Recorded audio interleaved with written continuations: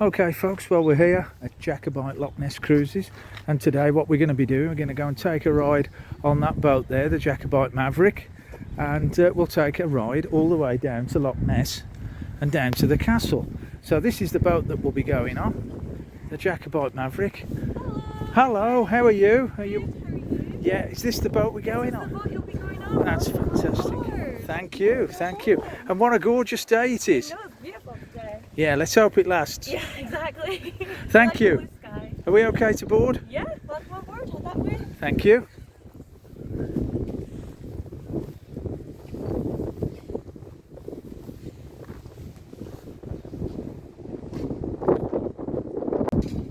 Oh, this is exciting, folks. Let's go and have a look.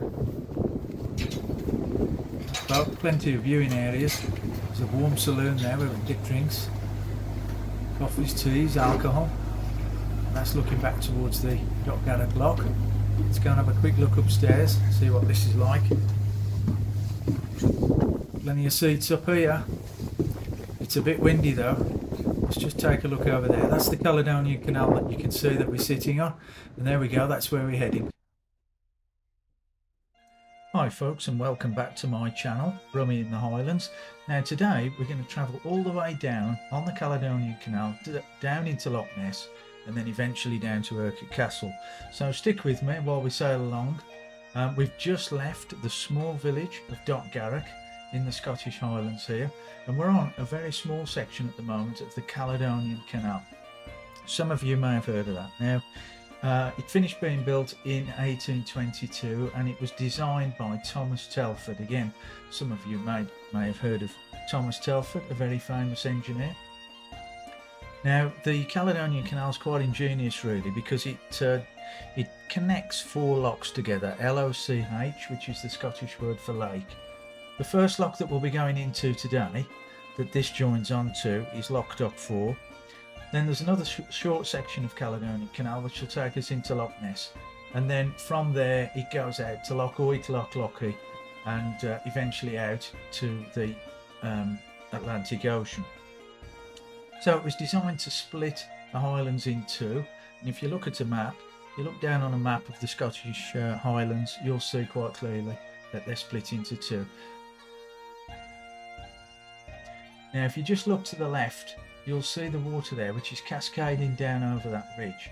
That's the very beginning there of the River Ness, and the River Ness runs through Inverness. If you've been into the city centre yourself, that is the river that runs through it. Now it's one of the shortest rivers in Britain, but this is where it starts, and it's very, very shallow. Now if we, on our boat here, if we were to go to the left any more than we are, then we'd quickly run aground.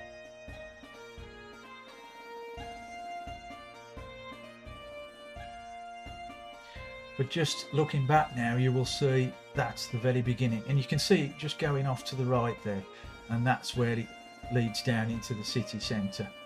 Very shallow. People fish for salmon in this part of the river, and they wade out and it comes up to about their waist height.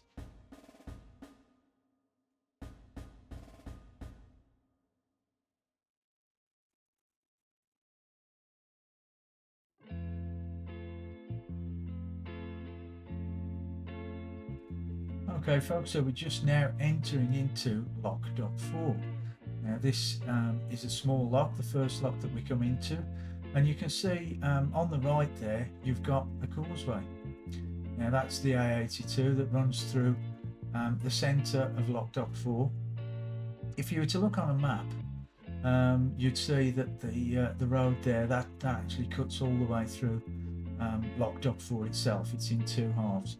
And it was built like that because the landowner at the time, he didn't give permission for the road builders to run the road at the back there where you can see that land. So they had to build the causeway for the A82 just through the centre of the loch. Now when you're actually riding on the loch, on the A82, it doesn't feel as though you're on a causeway at all. But if you were to look at an aerial image of Loch Dock 4, it's quite stunning really, and you can clearly see that the road splits it into two. Loch Dock 4.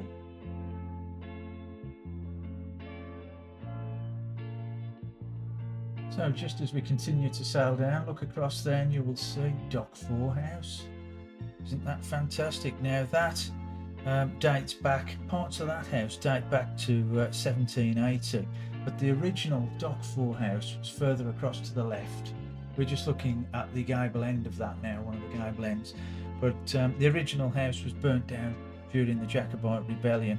Now you can see all the grounds there, there's tennis courts in there, there's 2 cannons which you won't get to see, I can't zoom in that far.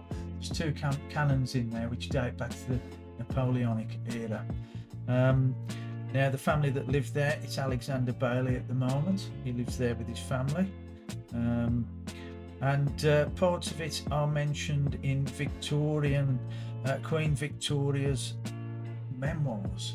She visited Dock 4 House.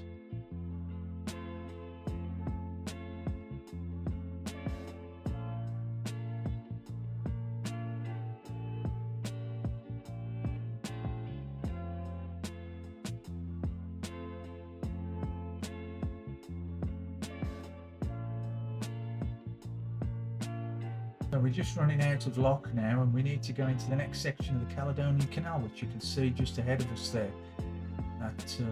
That small section of water that you can see ahead of us.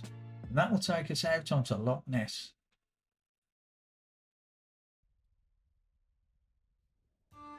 So we're just coming into the next section now of the Caledonian Canal, folks, and as we make our way up here, on the right hand side you'll probably see a white building there.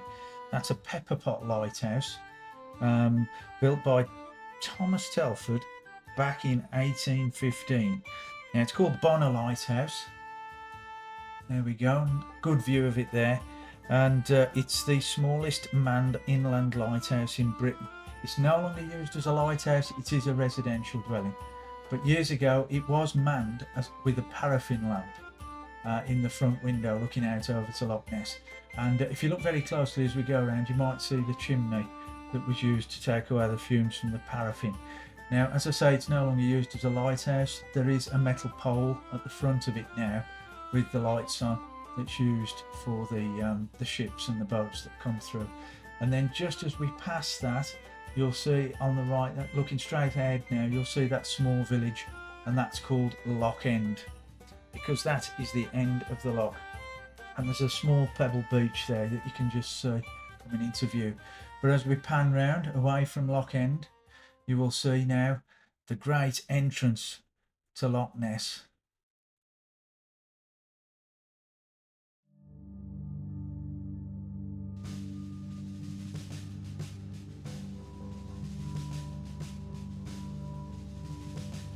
Just take a look at that, folks. There she is, Loch Ness.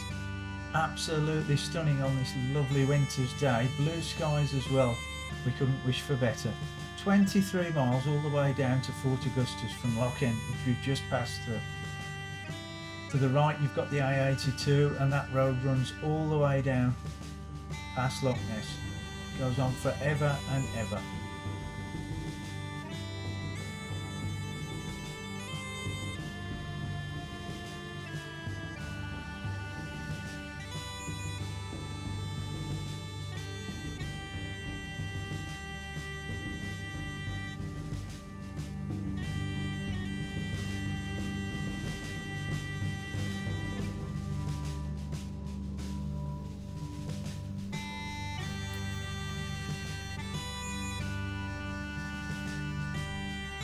Now just on the left as we enter Loch Ness, folks, you can see that boathouse there. That's Aldourie boathouse, and that's recently been built on the shores here of Loch Ness, part of the Aldourie estate. And you can see it's carved in and built in the traditional methods that they used to use, and it's in the shape of an upturned boat. You can see that. Again, a stunning place. If you stay in Aldourie Castle, then I'm sure you can get access to that as well.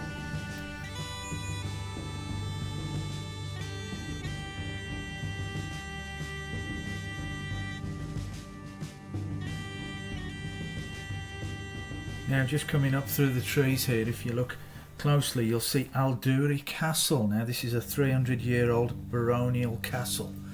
It's the only inhabited castle on Loch Ness.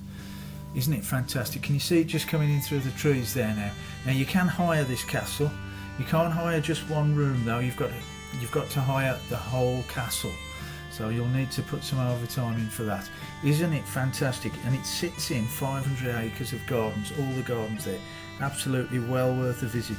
If they do an open day or any special occasions, go and visit Aldourie Castle here on Loch Ness.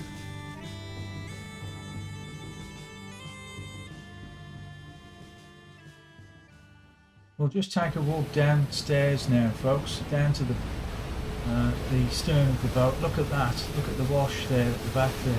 That's where we've just come from. That's Loch End that you can see in the distance there. Now basically what you've got there, you can see the water splashing about, and you can see it's got like this tea colour to it. It's like a browny colour, it's not clear. And that's because of all the peat, P-E-A-T, that runs off the hills when we get lots of rain, which we do get here in the Highlands. And that stains it this brown tea-like colour. There we go. We'll just take a look round now to the side. Have you seen Nessie yet? Can you see Nessie? Keep looking.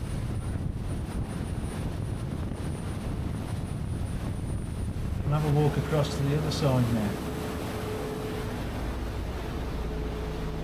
And you can see the small village there on the right. That's where the Clansman Hotel is. One of the only hotels, restaurants on the side of the Loch Ness. But you can see where we're going. We're heading right down that hill on the left that you can see there. That's where we're going to. Right on the tip of that there, the bottom of that hill. That's where the castle is. That's where we're heading.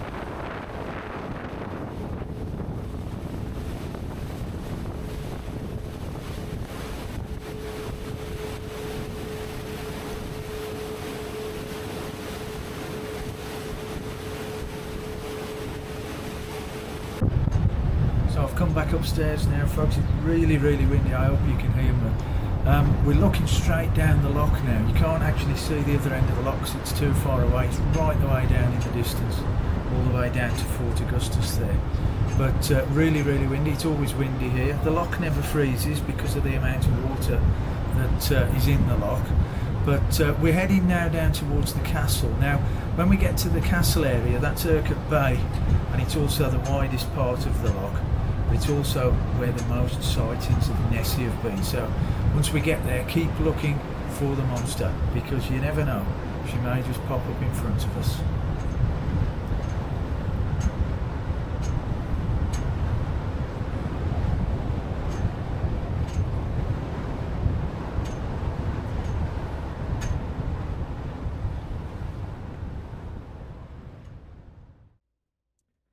Well, here we are, folks. We're at Urquhart Castle, all the way down from where we started in Urquhart. Yeah, this castle back to the 13th century.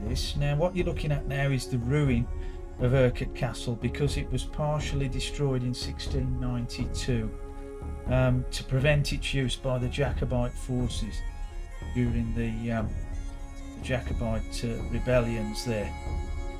So this is what you're looking at now, just a ruin. You can access it if you want to visit it from the A82. You can drive down to it, part of historic Scotland now, so well worth a visit. We're also in one of the deepest parts of Loch Ness as well. 750 feet this goes down to, 230 metres, and it's also the area where the most sightings of Nessie have been. Over 1,000 recorded sightings in this area alone. So if you're looking for Nessie, this is where you need to do it. But Urquhart Castle, fantastic. And we're just coming round now. The boats do dock at Urquhart Castle to drop passengers off. And then you've got the grounds there and the visitor centre, which is built into the hill. You can probably just see in the centre of the shop there. And there's a small cinema in there as well. So Urquhart Castle, well worth a visit if you're in this part. It's one of the most visited castles in Scotland.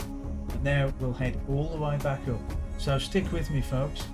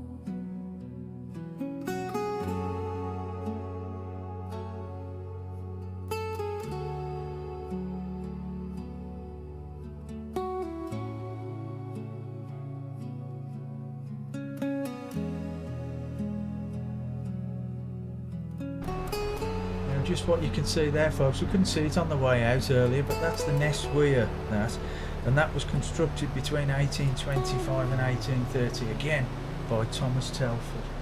That's the Ness weir.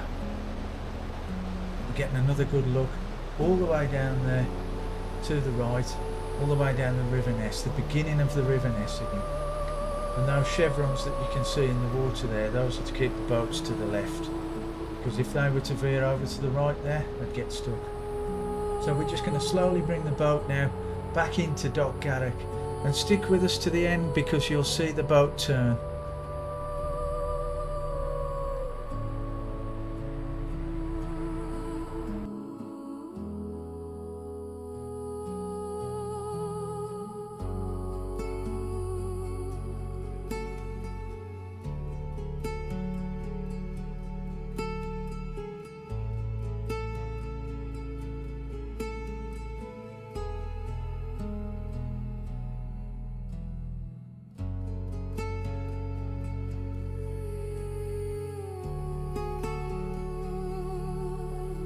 So we're coming to the end now, folks, because this is where the boat's going to dock at the pontoon in Dock Garrick. Just on the left there you'll see the towpath. Now if you were to continue to walk all the way up there, that will eventually take you into Inverness. It's about a 4-mile walk, so be prepared if you do that. But it is a lovely walk, and you've got the tourist vessels on the left, well, private vessels on the left there. If you are hanging around now and you fancy something to eat, just pop into Antalla, which is just on the left there. Once the boat's docked, you'll see it. A lovely place for a drink and something light to eat.